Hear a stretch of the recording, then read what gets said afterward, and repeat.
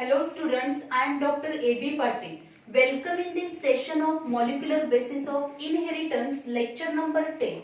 In previous lecture, we already discussed about the lac operon. In this lecture, we will discuss about the genomics and human genome project. So first we start with the help of the genomics. The genome, this term is firstly introduced by the H. Winkler in 1920. The genome is nothing but the whole genetic constitution of the organism, which is nothing but the genome. Or genome is the complete set of the chromosome of a haploid cell of organism is known as a genome. Genome म्हणजे काय असणार आहे तर complete set of chromosome of a haploid cell of the organism means for example if you consider the human being the chromosome number diploid cell chromosome number is 46 and haploid cell chromosome number is 23. So genome means काय असणार आहे तर total number of the chromosomes of the haploid cell of the organism. एखाद्या ऑर्गॅनिझमच्या haploid cell मध्ये single set of the chromosome जो असणार आहे this is nothing but the genome. त्यालाच काय म्हटलं तर genome means the total genetic constitution of that organism of the haploid cell of that organism is nothing but the genome, and this term is introduced by H. Winkler in 1920. Then genomics. This genomics term is firstly introduced by the scientist T. H. Roderick in 1986. Genomics जी असणार आहे this genomics, this term is introduced by the T. H. Roderick in 1986. And what is the meaning of genomics? The genomics is nothing but the study of genomes through analysis, sequencing and mapping of the genes along with the study of their functions. Already we know that genome म्हणजे काय असणार आहे total genetic constitution of that organism means total number of the chromosome and on this chromosome number of genes. जो काय single set of the chromosome आहे haploid cell मधला chromosome number जो असणार आहे त्याच्यावरती प्रेझेंट असलेल्या जीन्स असणार आहे त्याला टुगेदरली आपण काय म्हणतो जीनोम. आणि जीनोमिक्स म्हणजे काय it is the study of जीनोमचा स्टडी केला जाणार आहे आणि कशा पद्धतीने तो स्टडी केला जाईल थ्रू द अनालिसिस म्हणजेच काय असेल त्या पूर्ण टोटल क्रोमोझोम वरती किती जीन्स प्रेझेंट असणार त्याचा अनालिसिस केलं जाईल त्याचा सिक्वेन्स कसा आहे किती नंबरच्या क्रोमोझोम वरती किती जीन्स असणार आहेत सपोज एक नंबरच्या जीन वरती कोणते जीन्स प्रेझेंट असतील त्याचा सिक्वेन्स कसा असेल त्याचबरोबर mapping of the genes each gene is form from the how many nucleotides. So all these study which is carried out in the genomics. So genomics is the study of genomes through the analysis, sequencing and mapping of genes along with the study of their functions. म्हणजे फक्त त्याचं mapping करायचं नाही sequencing किंवा analysis फक्त करायचं नाही आहे जीनचं तर त्याचबरोबर त्या प्रत्येक जीनचं फंक्शन काय आहे this can also studied in the genomics. म्हणजे जिनोमिक्स मध्ये जो काही टोटल एखाद्या ऑर्गॅनिझमचा जो जीनोम आहे म्हणजे त्या ऑर्गॅनिझम मधल्या हॅप्लॉइड सेल मधले क्रोमोझोम वरती प्रेझेंट असलेला जीनचा सिक्वेन्स स्टडी केला तो त्याचा मॅपिंग प्रत्येक जीन हा किती न्यूक्लियोटाइड पासून फॉर्म झालेला आहे किती नंबरचा क्रोमोझोम वरती कोणते जीन्स प्रेझेंट आहे त्याचं अनालिसिस केलं जातं and then function of each gene which is studied in the genomics. Then the genomic study which can be carried out in different organisms. Whenever the human genome is carried out at that time along with the human being other organisms study that is some plants काही plants आपण काय केलेलं आहे जिनोमिक्सचा study केला त्याचबरोबर काही animals असतील for example Mouse असेल त्याचबरोबर काय असणार आहे काही फ्रूट फ्लाय आहे देन राउंड वर्म आहे then some microbes that is bacteria काही बॅक्टेरियांचा पण स्टडी केला गेला त्याच्यामध्ये then the fungal members like the yeast So these different organisms along with the human being, their genomics, the study of their genome is also carried out. Then if you observe, the genomic study is classified. जेव्हा genomic study केला गेला, then this genomic study which is classified into two types. त्याचं परत classification हे दोन types मध्ये केलं गेलं, and this is nothing but the structural genomics. Structural genomics and functional genomics. याच्या नावामध्येच त्याचं मीनिंग आहे. Structural genomics, mapping, sequencing and analysis of the genome. जो काही जिनोमिक्सचा स्टडी केला आहे त्याच्यामध्ये परत दोन क्लासिफिकेशन केलं आणि त्याच्यामध्ये परत दोन टाइप्स पडले. पहिला जो आहे तो स्ट्रक्चरल जिनोमिक्स. स्ट्रक्चरल जिनोमिक्स मध्ये काय स्टडी केलं जाणार आहे, तर मॅपिंग. म्हणजे एखादा ऑर्गॅनिझम जेव्हा आपण स्टडी करतो तेव्हा त्या ऑर्गॅनिझम मधला जिनोमिक्स, त्याचा जिनोमचा स्टडी करताना त्या ऑर्गॅनिझमच्या हॅप्लॉइड सेल मध्ये असलेल्या क्रोमोझोम, हा जर आपण क्रोमोझोम कन्सिडर केला तर त्या क्रोमोझोम वरती काय असणार आहे, genes are arrange in linear fashion. Then त्या प्रत्येक ऑर्गॅनिझम मध्ये जे ऑर्गॅनिझम त्यांनी जिनोमिक स्टडीसाठी घेतलेले आहेत त्या ऑर्गॅनिझमच्या हॅप्लॉइड सेल मधल्या क्रोमोझोम वरती, प्रत्येक क्रोमोझोम वरती जीनची अरेंजमेंट कशी असणार आहे. Then this organism is formed from the how many chromosomes, then each chromosome having how many the genes are present, then sequence of these genes, then their genetic, that is the gene mapping which is carried out and their analysis. त्याचा analysis केलं म्हणजे mapping केलेला आहे, map काढला पूर्णपणे क्रोमोझोमचा number कसा आहे, त्याच्यावरती असलेली जीनची अरेंजमेंट कशी आहे, जीनची अरेंजमेंट स्टडी करताना प्रत्येक क्रोमोझोम वरती प्रेझेंट असलेल्या जीनचा सिक्वेन्स कसा आहे, कोणत्या जीन नंतर कोणता नेक्स्ट जीन कोणता प्रेझेंट आहे, त्याचबरोबर प्रत्येक जीन हा किती न्यूक्लियोटाइड्स पासून फॉर्म झालाय, त्या न्यूक्लियोटाइडचा सिक्वेन्स कसा असणार आहे. This can be studied in the structural genomics. And the functional genomics जर आपण बघितलं तर study of functions of all gene sequence and their expression in the organism. तर सपोज हा एक नंबरचा जीन आहे, तर या एक नंबरच्या जीन वरती प्रेझेंट असलेले सगळे जीन्स, स्ट्रक्चरल जीन्स मध्ये काय केलेलं आहे, त्याचा काय स्टडी केला, तर या एक नंबरच्या क्रोमोझोम वरती प्रेझेंट असलेल्या on this chromosome number 1 how many genes are present, then the arrangement of these genes, sequence of these genes which can be studied in the structural genomics. But functional genomics मध्ये काय study केलं जाणार आहे, the gene sequence of the functions, the study of functions of all gene sequence. या chromosome वरती present असलेल्या प्रत्येक जीनचं function काय असेल and how it express, how the gene express its phenotypic expression. तो phenotypic त्याचा एक्सप्रेशन कसा असेल, किंवा the particular gene which is responsible to synthesize a particular protein तो कशा पद्धतीचं प्रोटीन सिंथेसाइज करतो, म्हणजेच the function of all the gene sequences and their expression in the organism which can be studied in the functional genomics.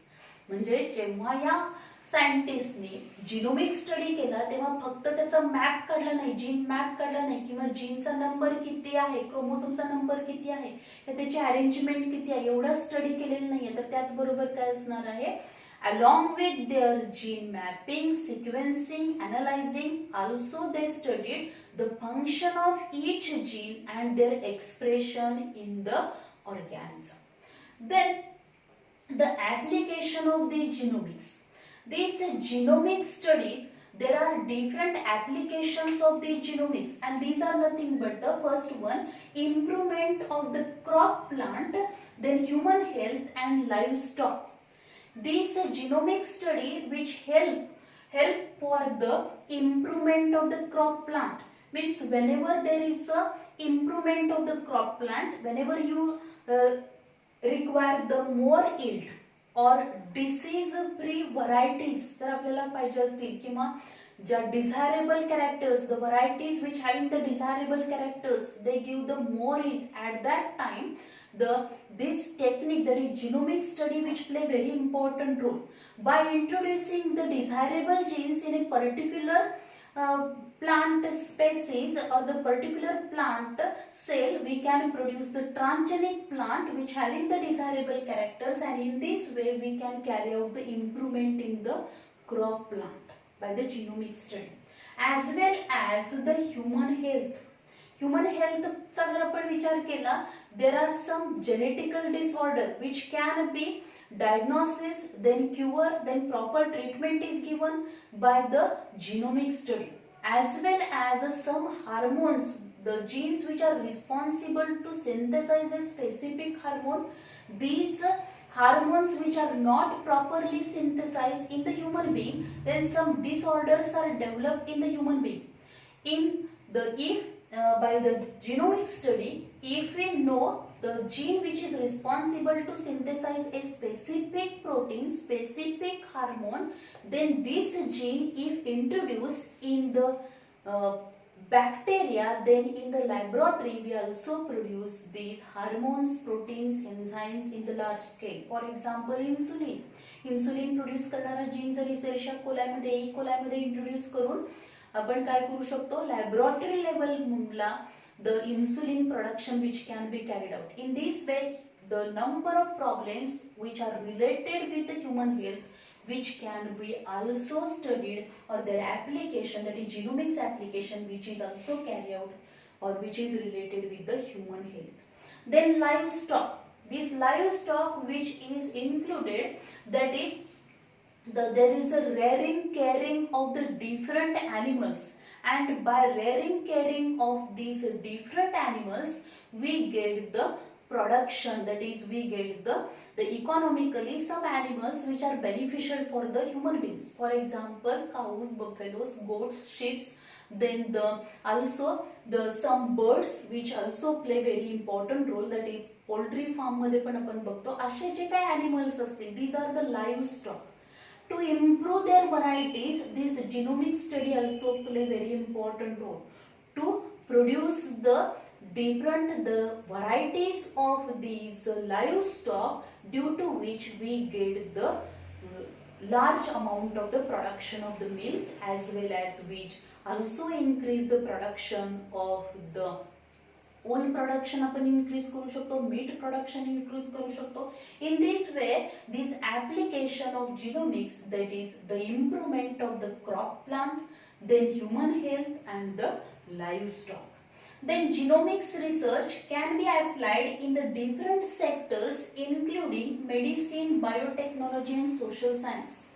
Means this genomics research can also apply in other different sectors like the medicines मध्ये different antibiotics productions असते, different medicines productions असते. In that also this genomic study play very important role, because the some characters or the some secretions which are present in the plants and the genes which are responsible to secrete these particular chemicals, and this chemical having the medicinal properties, by using these genes, if we introduce the gene in a host and by culturing these bacteria and yeast in the laboratory, we can also produce the different antibiotics, also medicine production मध्ये पण याचा important role असणार.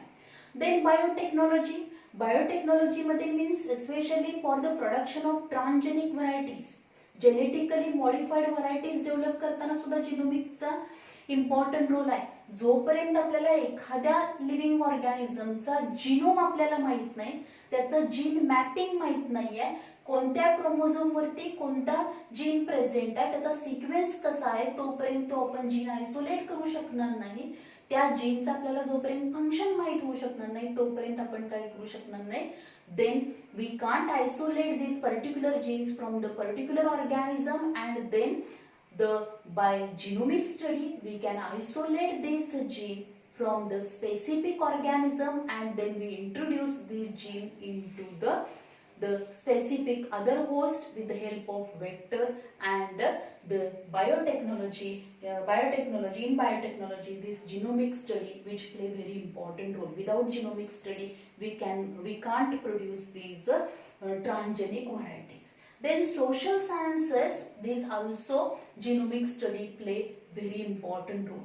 That is, some diseases which are also which also observed in the society. To cure this, the also genomic study which play very important role. Then genomic study also play very important role to identify a particular organism, their sequence, as well as it also play very important role in the identification of the particular human being. Then treatment of genetic disorder by gene therapy. Means this genomic study also play very important role for the treatment of genetic disorder. Number of genetic disorders which are observed in the human being. These genetic disorders which can be treated with the help of the gene therapy. Gene थेरपीने आपण काय करू शकतो, या genetic डिसऑर्डरला treatment. काही genetic डिसऑर्डरची history जर सपोज त्याची असेल, म्हणजे त्याच्या पॅरेंट्स मध्ये, ग्रँड पॅरेंट्स मध्ये जर त्या पद्धतीच्या जेनेटिक डिसऑर्डर्स असतील, तर नेक्स्ट जनरेशन मध्ये अशा पद्धतीच्या जेनेटिक डिसऑर्डर डेव्हलप होऊ नये, त्यासाठी आपण काय करू शकतो, by using this gene therapy we can give the treatment of these genetic disorder. Then in agriculture, this genomics play very important role, that is for the development of transgenic crops. The transgenic crops means if you observe the some जर आपण इथे बघितलं तर हे जे काही transgenic crops आहेत, agriculture मध्ये आपण बघितलं ट्रान्सजेनिक क्रॉप्स आपल्याला प्रोड्यूस करायचे आहेत. म्हणजे suppose knife gene, this NEEP gene which is present in the some blue green algae, and this NEEP gene, हा जो काही NEEP gene असणार आहे, this NEEP gene which having the means which synthesize a nitrogenase enzyme, and this nitrogenase enzyme, with the help of this nitrogenase enzyme, atmospheric nitrogen is converted into nitrate, and this nitrate which is easily available to the plant, and in this way the nitrogen which is available to the plant, which is essential for the plant growth and development, because plants can't take this nitrogen directly from the atmosphere. अशा वेळी सगळ्याच plant मध्ये nitrogen फिक्सेशनची ability नाहीये, त्याच्यामध्ये knife gene नाहीये. काही plants मध्ये, काही अल्गी मध्ये, ब्लू ग्रीन अल्गी मध्ये हा नीफ जीन आहे. हा नीफ जीन आयसोलेट करून तो जर इंट्रोड्यूस केला आपण, तर आपण ट्रान्सजेनिक व्हरायटी डेव्हलप करू शकतो. त्याचबरोबर आपण काय करू शकणार आहे, हाय यील्डिंग व्हरायटी आहे, डिसीज रेजिस्टंट व्हरायटी आहे. तर डिसीज रेजिस्टन्स डेव्हलपमेंट करण्यासाठी जो जीन रिस्पॉन्सिबल आहे, this gene is isolated and transfer into the high yielding variety, but it is susceptible to the disease. By introducing this gene, तो gene आपण त्याच्यामध्ये transfer केला आणि टिश्यू कल्चर टेक्निकनी ते plant आपण डेव्हलप केलं, तर जी काही नवीन व्हरायटी डेव्हलप होणार आहे ती ट्रान्सजेनिक प्लांट जे डेव्हलप होणार आहे, which is resistant for the disease साठी ते रेजिस्टंट डेव्हलप होईल. Then genetic markers which play very important role in forensic analysis. This point we will discuss in detail in the DNA fingerprinting. But forensic analysis म्हणजेच काय असणार आहे, in short मध्ये इथे सांगते मी, genetic marker that is in forensic analysis means genomic study. एखादा suppose if there is any analysis means forensic analysis मध्ये काय करू शकणार आहे आपण, suppose if there is any that is the robbery case असेल किंवा मर्डर केस असेल, किंवा आपल्याला एखाद्या बेबीचं त्याचे ऍक्च्युअल म्हणजे ओरिजिनल मदर अँड फादर कोण आहेत हे जर अनालाइज करायचं असेल, तर काय केलं तर डीएनए सॅम्पल्स वरून आपण त्याचा जे काही सॅम्पल त्या सिच्युएशनला आपल्याला अवेलेबल होणार आहे त्या सॅम्पल्स वरून आपण काय करू शकतो, we can investigate different criminals as well as they are also useful for the identification of the original father and mother, and for that purpose this genetic marker which play very important role in the forensic analysis. Then introduce the new gene in microbes to produce enzyme, therapeutic proteins and biofuels.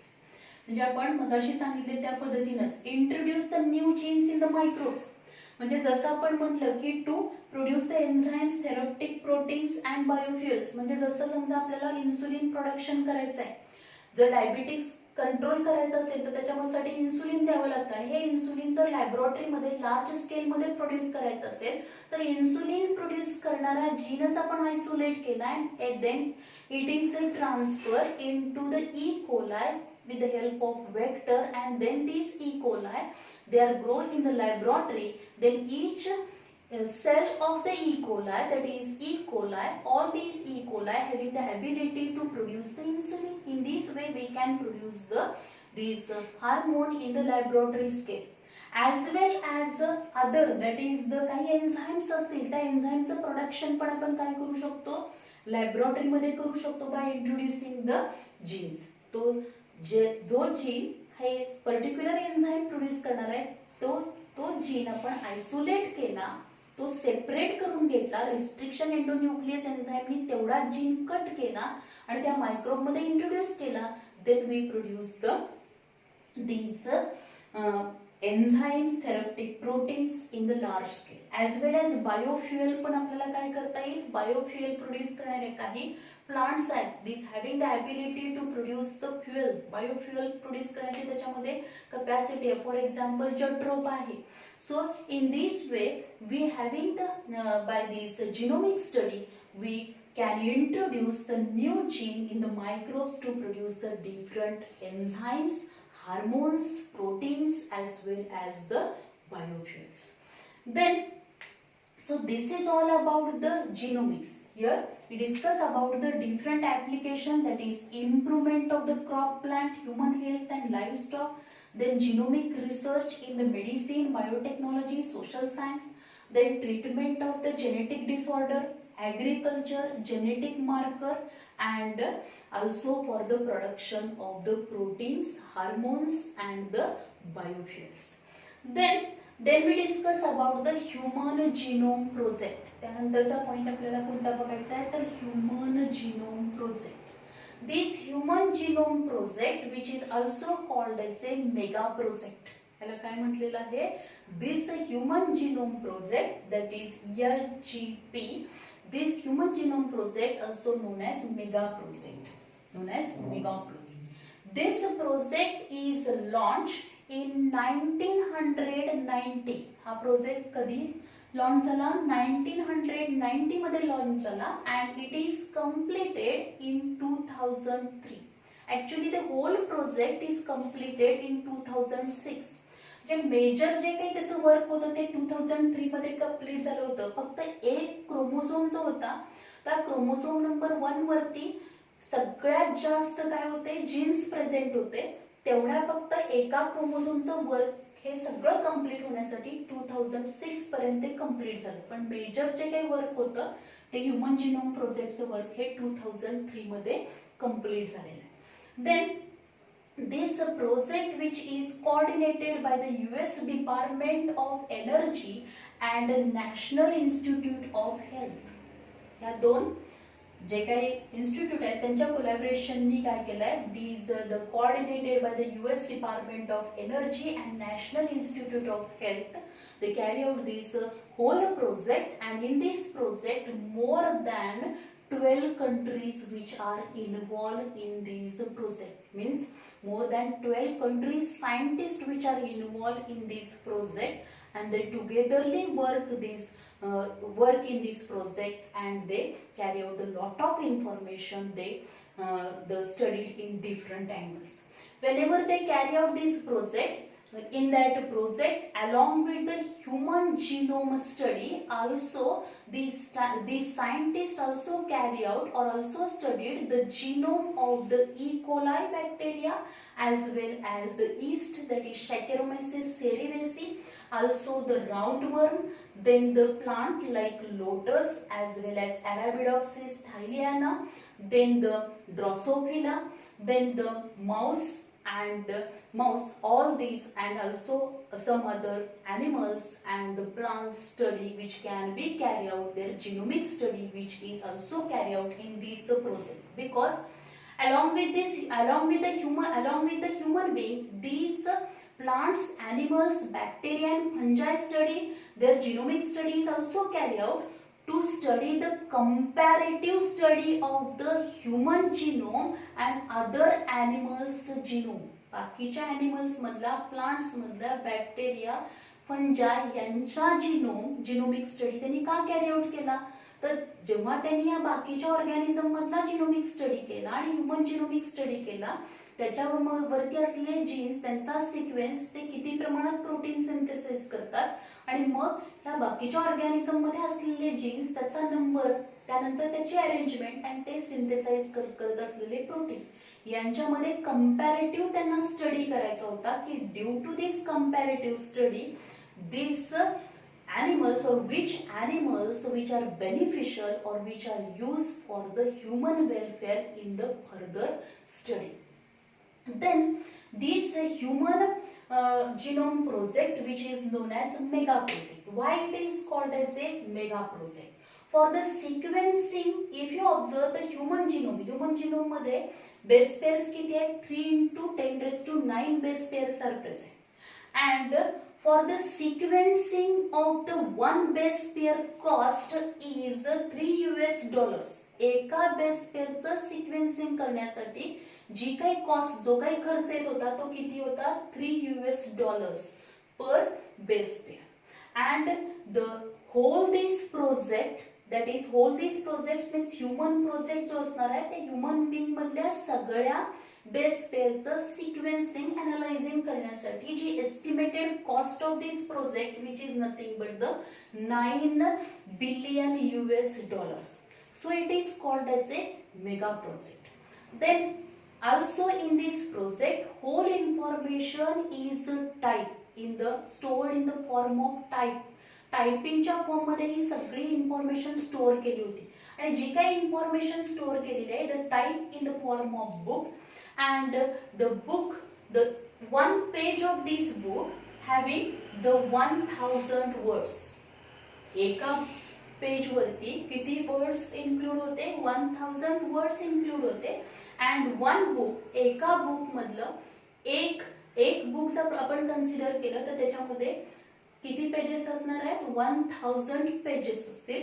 असे 3300 such books which include the information of the DNA sequencing of the single cell of the human being. Human being च्या एका sale मधल्या DNA वरती जो काही DNA आहे तो DNA किती क्रोमोझोम पासून फॉर्म झालेला आहे, त्याच्यावरती असलेले जीन्स आणि त्या जीन्सचा न्यूक्लियोटाइडचा सिक्वेन्स किती आहे, त्याचं फंक्शन कसं आहे, त्याचा सिक्वेन्सिंग, मॅपिंग, अनालायझिंग, ही सगळी इन्फॉर्मेशन एका सेलची, ह्युमन बीइंग मधल्या एका सेल मधली सगळी इन्फॉर्मेशन जी काही त्यांनी टाइप केली होती ती इन्फॉर्मेशन, त्याच्यासाठी किती बुक्स लागले?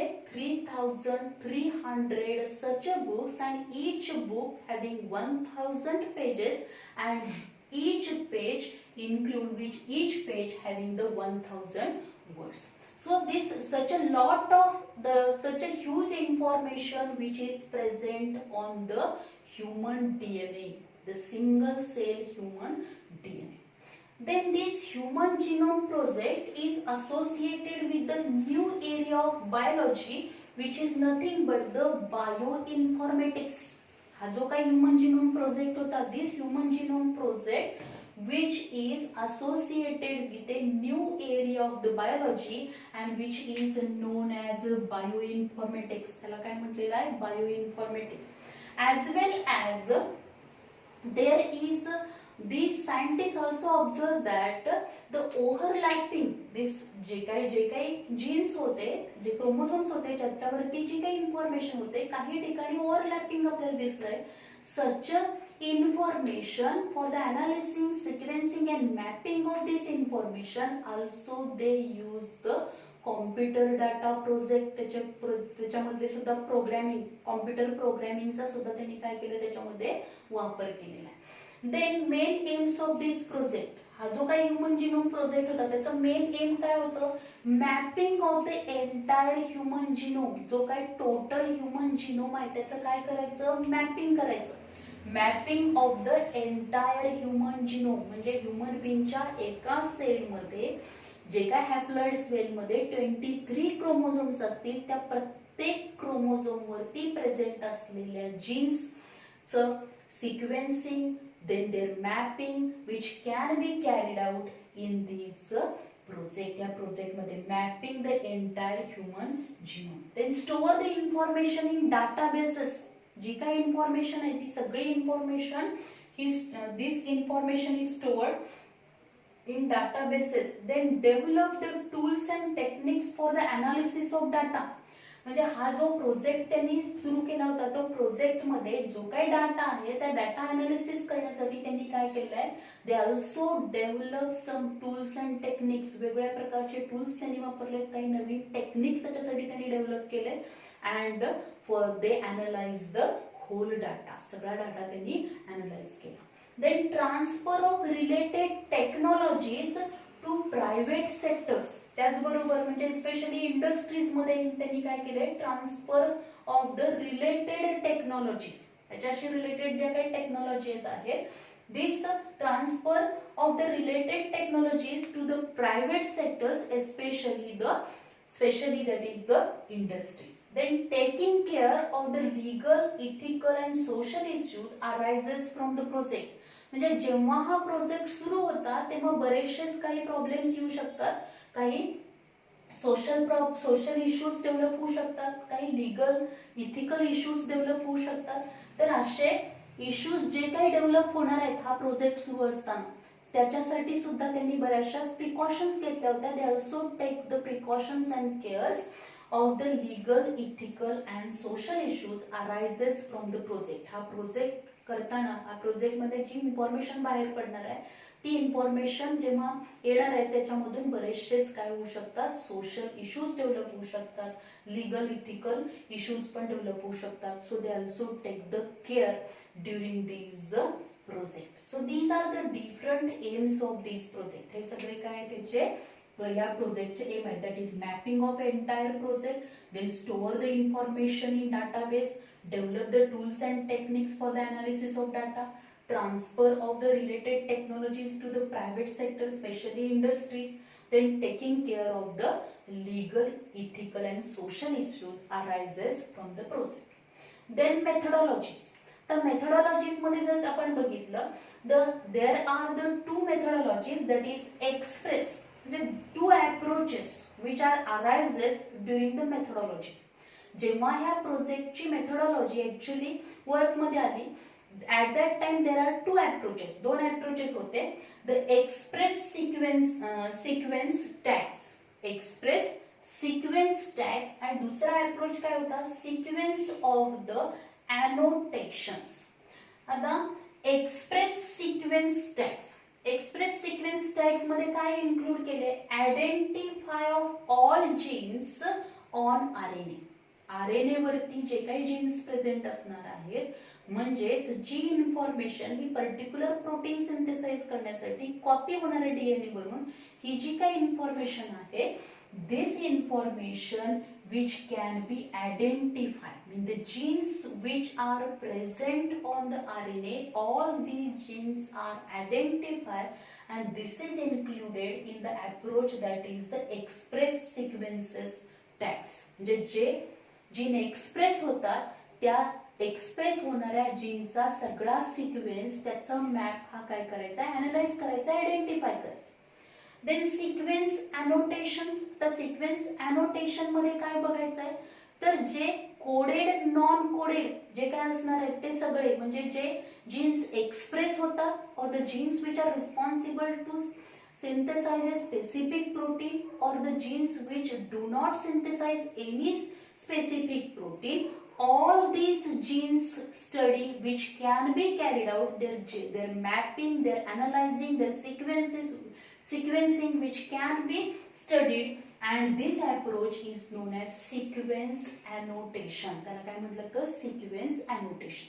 आता या मेथोडॉलॉजी मध्ये काय केलेलं आहे, firstly the total DNA. So total DNA, this DNA which is isolated, this haploid cell मधला डीएनए काय केला, त्याचं आयसोलेशन केलं. आयसोलेशन केल्यानंतर it can be cut into number of fragments, त्याच्यापासून नंबर ऑफ फ्रॅगमेंट्स तयार केले and these fragmentation which can be carried out with the help of restriction endonuclease enzyme. This restriction endonuclease enzyme which is known as a biological seizure, biological scalpel त्याला आपण म्हणतो, की जी main त्याचं function काय आहे, cut the DNA cut करणार आहे.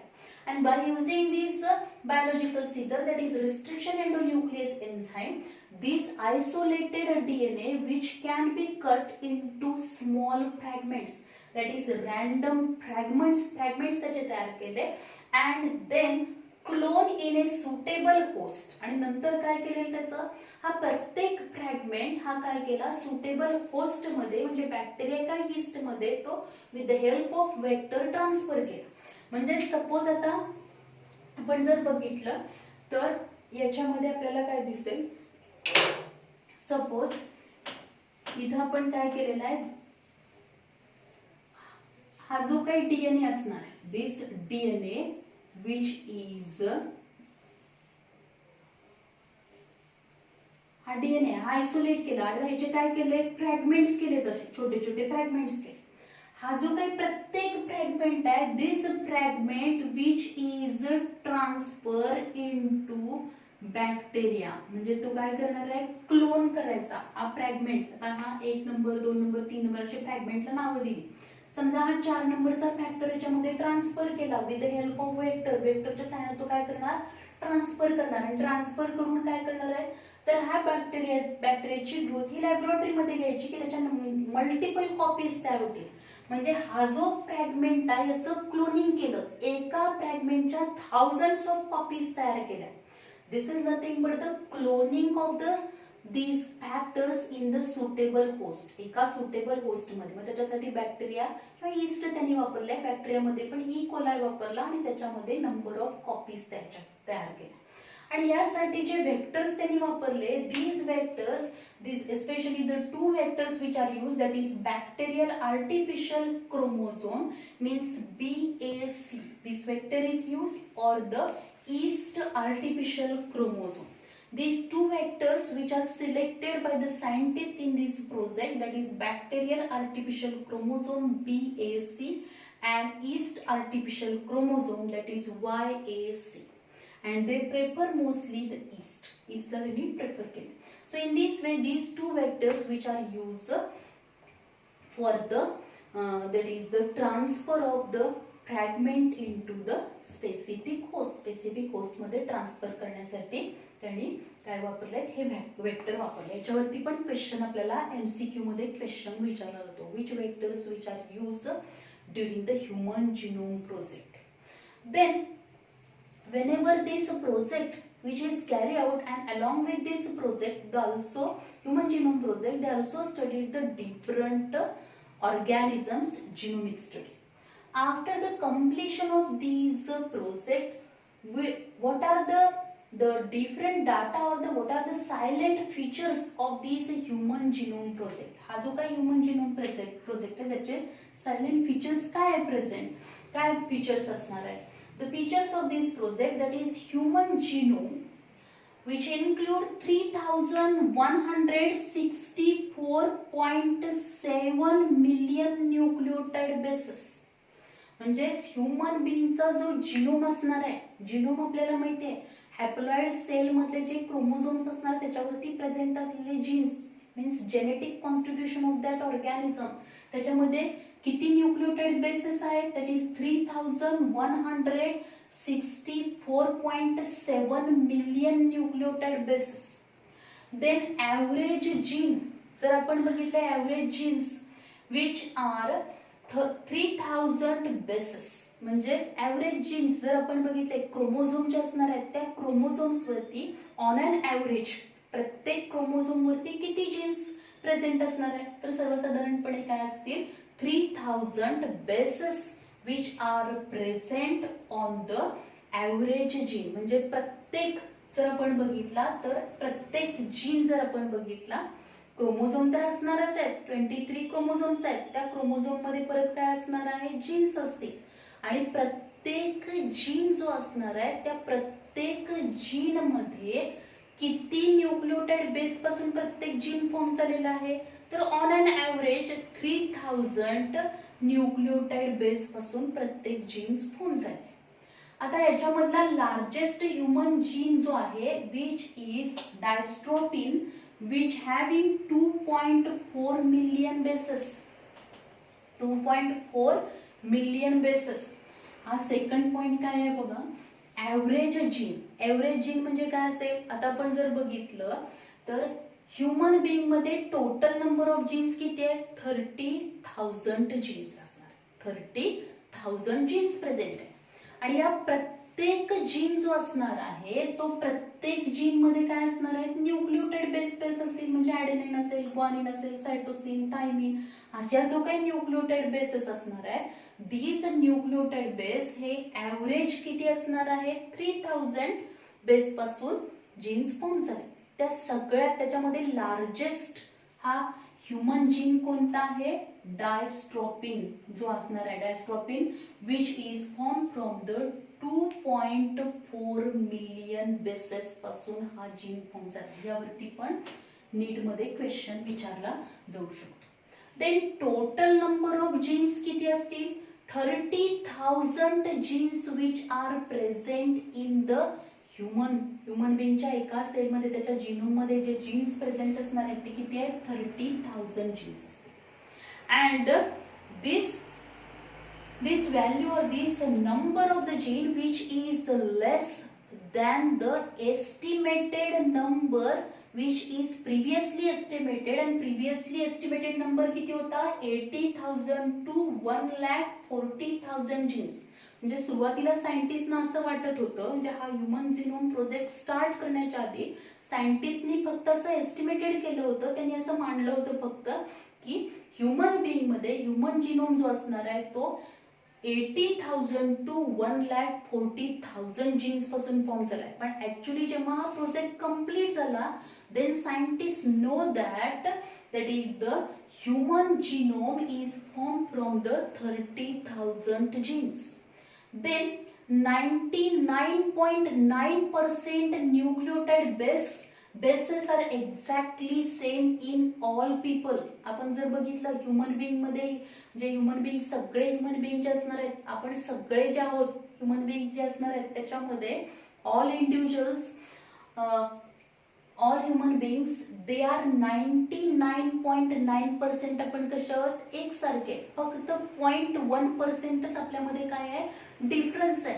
बाकी सगळे जो आपला जीनोम आहे, आपल्यामध्ये प्रेझेंट असलेले जे जीन्स असणार आहेत ते 99.9% काय आहेत, these nucleotide bases are exactly same in all peoples. Then more than 50% discovered genes function are unknown. म्हणजे जो काही ह्युमन जिनोम प्रोजेक्ट त्यांनी स्टडी केला, प्रोजेक्ट स्टडी केल्यानंतर हे जे काही जीन्स त्यांनी स्टडी केले त्याच्यामधले 50% पेक्षा जास्त, more than 50% gene which are discovered by the scientist, their functions are unknown. त्यांना त्याचे functions, exact the function of this gene which is unknown. Then the less than 2% of the genome codes for the proteins.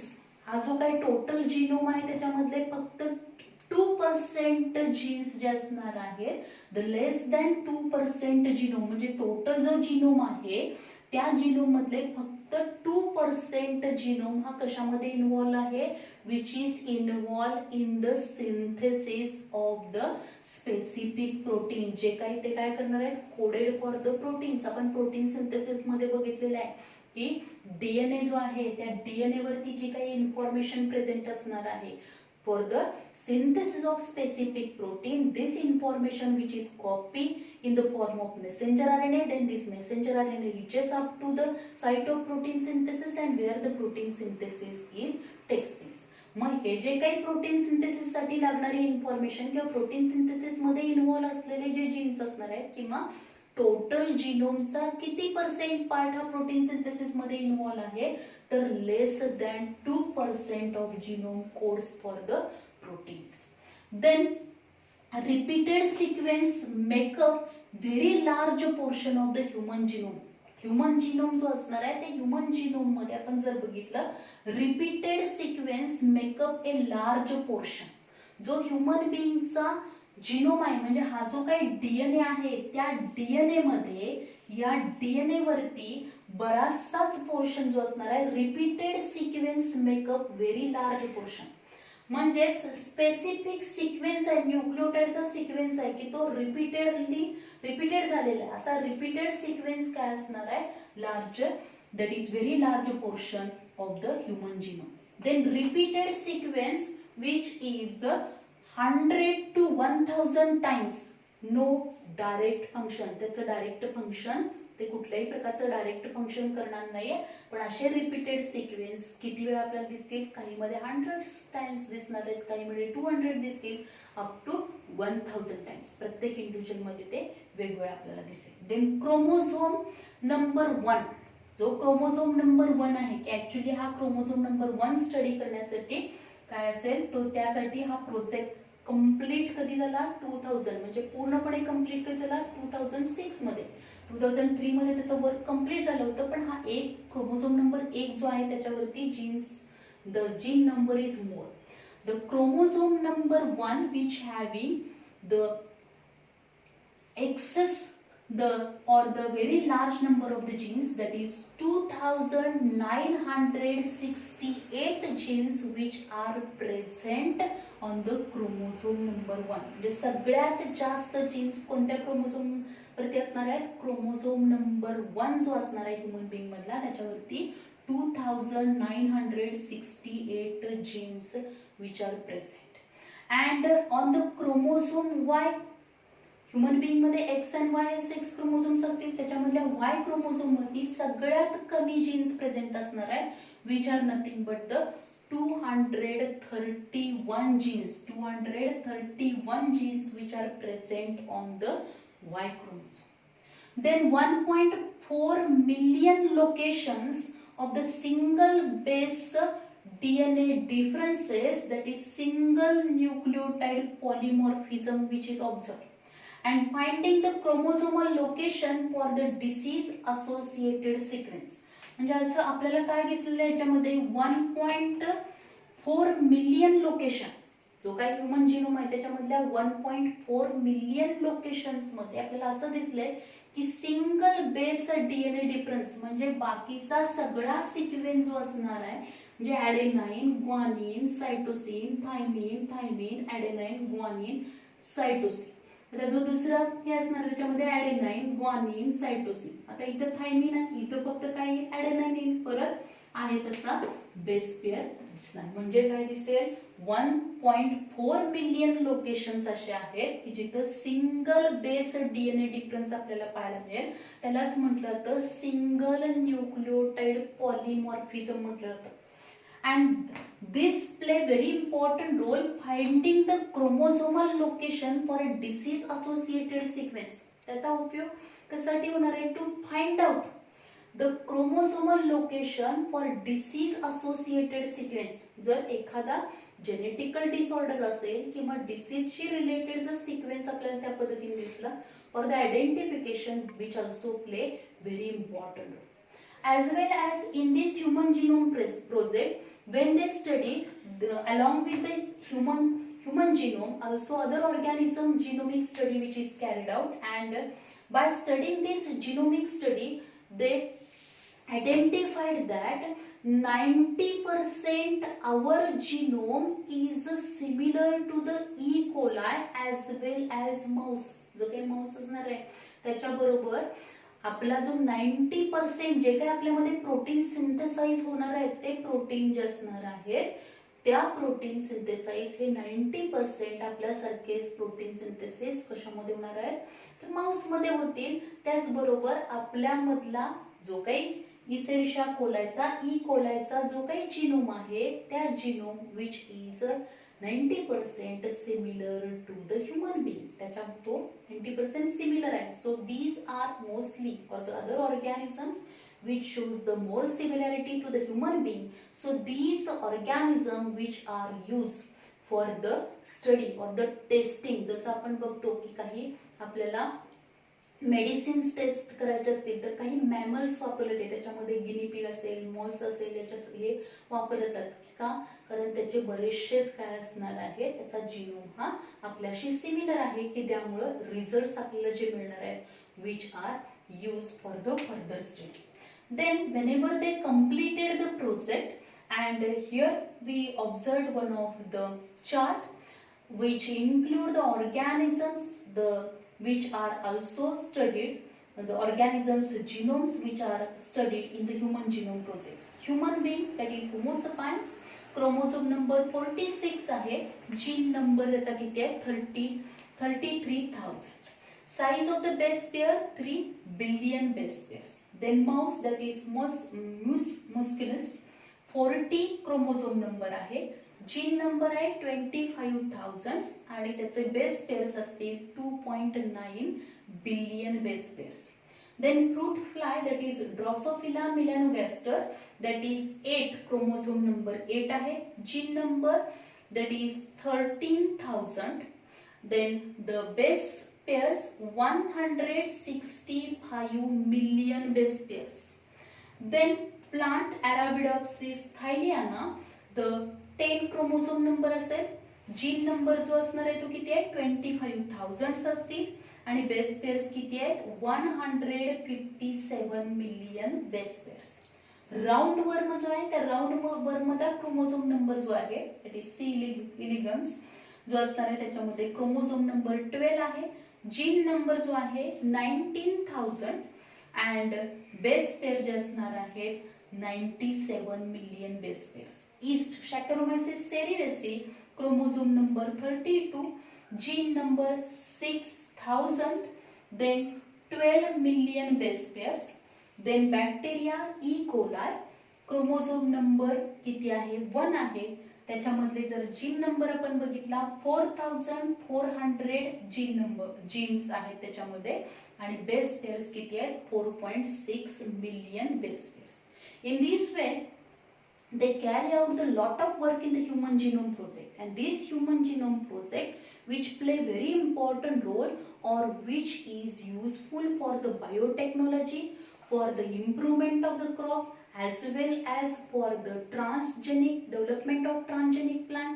Then it also play very important role to treat, diagnosis and cure the genetic disorder. Then production of the number of the medicines, hormones, proteins, enzymes in the large scale by the genomic study, as well as they also study the location, the function of each gene in the human being and also some organisms. In this way, here we completed the human genome project. In next lecture, we will discuss about the DNA fingerprinting. Thank you.